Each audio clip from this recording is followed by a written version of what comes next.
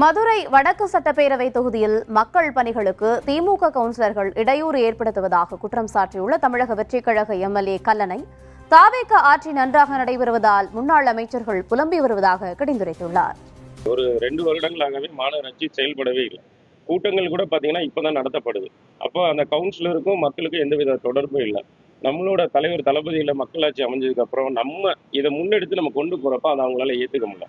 திடீர்னு வந்து நிக்கிறாங்க. சில இடங்கள்ல பொதுமக்களுக்கு கவுன்சிலர் யாருன்னே மறந்துட்டாங்க. திடீர்னு ஒரு இடத்துல போய் கேட்கிறாரு, பொதுமக்கள் வந்து கேட்கிறாரு, இங்க கவுன்சிலர் வந்திருக்காருன்னா யாருன்னு சொல்லிட்டு. ஏன்னா அந்த இடத்துல நம்மளோட கழக தோழர்கள் போய் ஒரு வேலை பார்த்துட்டு இருக்காங்க. அப்ப அந்த கவுன்சிலர் வந்து தடுக்கிறாங்க. இல்ல நீங்க இதெல்லாம் வேலை பார்க்க கூடாது, நீங்க உடனே பேர் வாங்கிட்டு போயிருங்க. இது நாங்க மறுபடியும் சொல்றோம், இது பேர் வாங்குறதுக்காக செய்யறது கிடையாது. வடக்கு தொகுதிக்கு உட்பட்ட பொதுமக்களுக்கு அவங்களோட ஒரு சேவகனா நான் என்ன நினைக்கிறேன்னா, அவங்களுக்கு ஏதோ ஒரு தேவைகளுக்காக அரசு துறை சார்ந்த அலுவலகங்களுக்கு போறப்போ லஞ்சம் கேட்டாலோ இல்லை அவர்களுக்கு கொடுக்க வேண்டிய ஒரு சூழல் ஏற்பட்டால் உடனடியாக நமது இந்த எண்ணருக்கு தொடர்பு கொள்ளலாம். நம்மளோட அரசு பொறுப்பேற்று 2-3 மாதங்கள்லேயே இந்த மக்களோட பேராதரவு பெற்றிருக்கு. நிறைய இடத்துல வந்து ஒரு மாற்றம் என்பது எல்லா இடத்துலையுமே தெரியுது. மக்கள் வந்து தொடர்ந்து தலைவர் தளபதி மேல அன்பு செலுத்துறாங்க. அவர்களுடைய தேவைகள் அனைத்தும் தீர்க்கப்படுது. அவர்கள் ஒரு சட்டமன்ற உறுப்பினராக இருக்கட்டும், ஒரு அமைச்சராக இருக்கட்டும், உடனடியாக சந்திக்கிற ஒரு வாய்ப்பு இருக்கு. ஸோ இதை எல்லாமே அவங்களால ஏற்றுக்க முடியல. அவங்க என்ன நினைக்கிறாங்கன்னா, இந்த அரசு மேல ஏதாவது ஒரு குற்றம் சொல்லணும், தலைவர் மேல குற்றம் சொல்லணும்.